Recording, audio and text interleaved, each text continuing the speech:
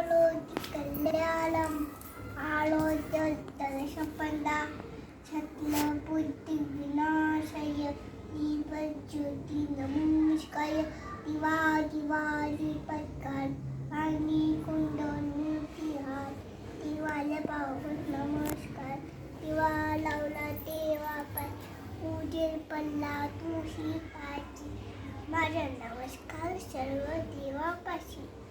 अजून आणि रामरक्षा बोल.